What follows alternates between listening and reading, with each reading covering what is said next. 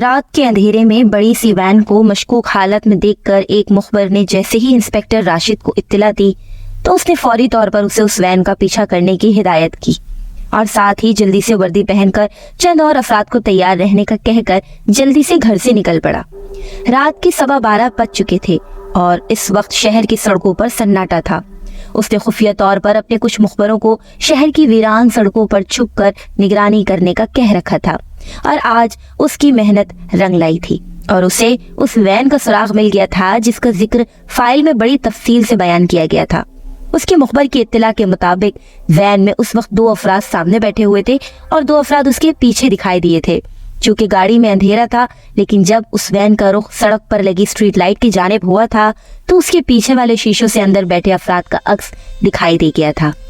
اس when کا رخ شہر سے باہر جانے والے راستے پر تھا۔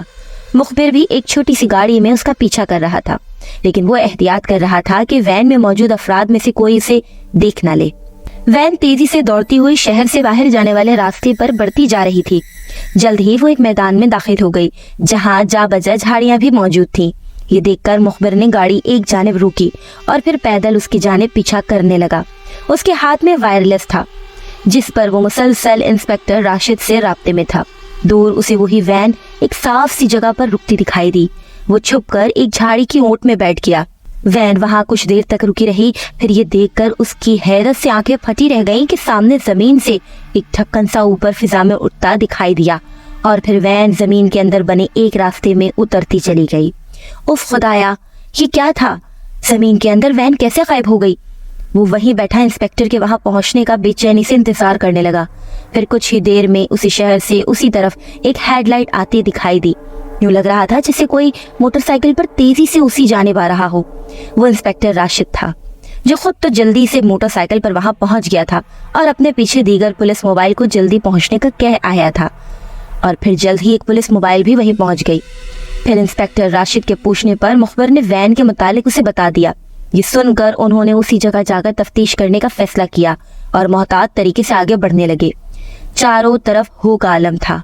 کبھی کبھی جھاڑیوں سے جھینگروں کا شور سنائی دے جاتا تھا، پھر یکدم موت کسی خاموشی چھا جاتی تھی۔ وہ لوگ چاروں طرف بکھر کر اسی جگہ پر نظریں ٹکائے بیٹھے ہوئے تھے، لیکن کافی دیر تک دوبارہ وہاں سے زمین کھلتی دکھائی نہ دی تو انسپیکٹر راشد نے ان سب کو واپسی کا اشارہ کیا اور وہ سب خاموشی سے اسی طرح وہاں سے واپس چلے گئے۔ انسپیکٹر راشد دل ہی دل میں یہ بھی سوچ رہا تھا کہ ہو سکتا ہے وہ لوگ اندر سے باہر کا منظر CCTV پر دیکھ رہے ہوں۔ ٹیکنالوجی کے اس دور میں اب کچھ بھی ناممکن نہ رہا تھا۔ یہی سوچ کر اس نے سب کو واپس جانے کا کہہ دیا تھا، لیکن وہ خود اس وقت مخبر کے ساتھ وہیں موجود تھا۔ اس وقت وہ دونوں ایک گھنی جھاڑی کے پیچھے چھپے اسی جانب دیکھ رہے تھے کہ اچانک انہیں دوبارہ زمین اوپر اٹھتی دکھائی دی۔ وہ چوکنے ہو کر اسی جانب دیکھنے لگے۔ اس کے ساتھ ہی انسپیکٹر راشد نے جلدی سے موبائل وین کو سڑک کے ایک جانب چھپ کر نگرانی کرنے کا کہہ دیا کہ اگر دوبارہ وین برآمد ہوتی ہے تو اس کا پیچھا کیا جا سکے۔ کچھ ہی دیر میں وہی سیاہ وین اندر سے باہر نکلتی دکھائی دی اور پوری طرح باہر نکلنے کے بعد زمین دوبارہ برابر ہو گئی۔ کچھ لمحے وین کھڑی رہی، پھر ایک جانب تیزی سے بڑھ گئی۔ اس کا رخ دوبارہ شہر جانے والے راستے کی جانب ہی تھا۔ انسپیکٹر راشد نے جلدی سے اپنے ساتھیوں کو ہوشیار رہنے کا کہا اور ساتھ ہی بتا دیا کہ وین دوبارہ شہر کی جانب بڑھ رہی ہے، اور یہ بھی کہ اس کا ہوشیاری سے پیچھا کر کے دیکھا جائے کہ وہ اس وقت دوبارہ شہر کیوں گئی ہے۔ انسپیکٹر راشد نے کچھ سوچ کر کچھ اور نفری منگوائی اور وہی خفیہ طور پر چھپ کر بیٹھ گئے۔ اس نے سوچا تھا کہ کسی نہ کسی طرح رات کے اندھیرے کا فائدہ اٹھاتے ہوئے جب وین دوبارہ واپس آئے گی تو وہ اسی راستے سے اندر داخل ہو جائیں گے۔ چونکہ رات کافی ہو چکی تھی، اس لیے انہیں اس بات کا احساس تک نہ ہوا کہ کوئی اس طرح ان کے خفیہ راستے میں گھس سکتا ہے۔ یہ پلان B تھا، کیونکہ ہو سکتا ہے کہ اس کی دوسری پارٹی کسی نہ کسی طرح شہر میں وین کو گھیر سکے اور وہ اس میں موجود افراد کو چارہ بنا کر اس راستے میں داخل ہونے کا خفیہ بٹن یا طریقہ پوچھ سکیں۔ ابھی انہیں 20-25 منٹ ہی ہوئے ہوں گے کہ دور سے انہیں وہی وین اسی طرف آتی دکھائی دی۔ گویا وہ شہر کی طرف گئی ہی نہ تھی، بلکہ راستے میں ہی کسی کام سے واپس آ رہی تھی۔ یہ دیکھ کر انسپیکٹر راشد نے جلدی سے اپنے دیگر ساتھیوں کو الرٹ رہنے کا کہا اور ساتھ ہی اسے جلدی سے اس کھلنے والے راستے میں داخل ہونے کا کہا۔ وین تیزی سے بھاگتی ہوئی اس جگہ پہنچی اور وہ بھی اندھیرے کا فائدہ اٹھاتے اس کے پیچھے سے اس بننے والے راستے کے اندر اتر گئے۔ وین اندر داخل ہوتے ہی रास्ता दोबारा बंद हो चुका था। वैन के ड्राइवर के वहमो गुमा में भी न था कि उसके साथ साथ पुलिस के 4-5 अफराद अंदर दाखिल हो चुके हैं। वैन सीधी आगे ढलवान में उतरती चली गई और ये लोग भी खामोशी से इधर उधर देखते हुए आगे बढ़ने लगे। अंदर बिल्कुल खामोशी थी।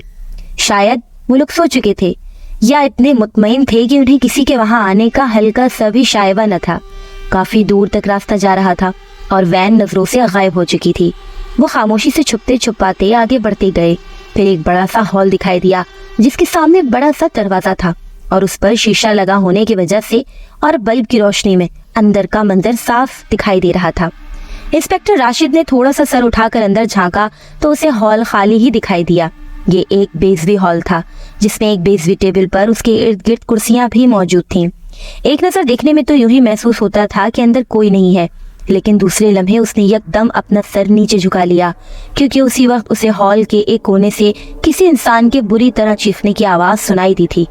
कुछ देर तक हॉल में उसकी चीख की बाज़गश सुनाई देती रही, फिर यकदम खामोशी छा गई। कुछ लम्हे इंतजार करने के बाद उसने दोबारा अंदर झांका तो उसके रोंगटे खड़े हो गए।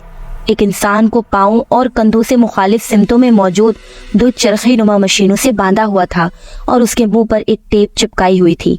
खौफ से उसकी आंखें फटी हुई थी जो दूर से भी बड़ी वाज़ी दिखाई दे रही थी।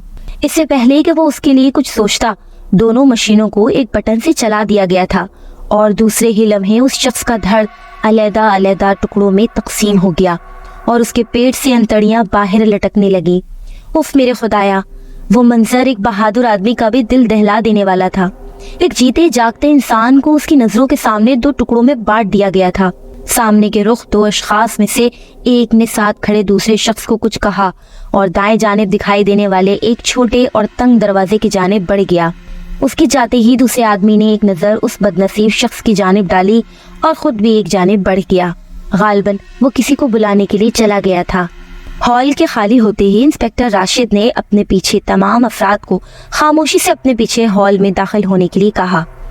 वो उस शख्स के दोबारा लौटने से पहले हॉल का जायजा लेना चाहता था और जल्द ही उसे वहां से ऐसे शवाहिद मिल गए जिससे साबित होता था कि ये तंजीम खौफनाक कातिलों पर मुश्तमिल है और पैसों के लिए अफराद का बेदर्दी से कत्ल करते हैं। उसके अलावा कि उसका नेटवर्क बहुत से मुल्कों में फैला हुआ था और ये लोग अब तक बहुत से अफराद को बड़ी बेरहमी से मौत की नींद सुला चुके थे। ये सारी मालूमात उसे एक टेबल की दराज में मौजूद फाइल से मिल गई थी जिसे उसने जल्दी से अपने कमीज के बटन खोलकर सीने के साथ अंदर रख लिया था। फाइल में और भी बहुत कुछ था, लेकिन सरसरी तौर पर उसने जो कुछ पढ़ा वो उसके होश उड़ा देने के लिए काफी था। फिर उसने साथियों को इशारा किया और जल्दी से दोबारा हॉल से निकलकर कॉरिडोर में पहुंच गए। अब हर तरफ खामोशी थी। शायद उन्होंने हॉल में मरने वाले को चिंटी ही समझा था कि उसकी चरखियों पर लटकती लाश तक को उतारना गवारा न किया था। इससे उनकी सफाकाना तबीयत का बखूबी अंदाजा होता था। उनकी इस बेहिसी को देखकर इंस्पेक्टर राशिद गुस्से से दांत कचकचाने लगा। उसका बस नहीं चल रहा था कि इन तमाम अफराद को अपने दोनों हाथों से गले घोंटकर मार दे, लेकिन वो फिलहाल कोई रिस्क नहीं लेना चाहता था, इसलिए छुपकर सारी जगह की मालूमात लेना चाहता था। वो आगे बढ़ने लगे। फिर एक तालाब दिखाई दिया जिसपे तेजाब भरा हुआ था और इसके साथ ही एक और तालाब भी दिखाई दिया जिसमें बड़ी जिसामत के मगरमच्छ मौजूद थे। गालिबन वो आदमखोर होंगे और ये लोग अगवाशुदा लोगों को तेजाब और मगरमच्छों की नजर कर देते होंगे, वरना मगरमच्छों की मौजूदगी की कोई और वजह न थी। क्यों लगता था जैसे वो लोग हर तरह की परेशानी या फिक्र से आजाद थे और उनके ख्याल में ये हेडक्वार्टर बिल्कुल महफूज था। लेकिन वो सब इस बात से लाइम थे कि मौत लम्हा बलम्हा उनकी तरफ अपने पंजे फैलाए बड़ी खामोशी से चलती चली आ रही थी। Please like, comment and subscribe the channel Shehzad Khan Horror Stories and thanks for watching.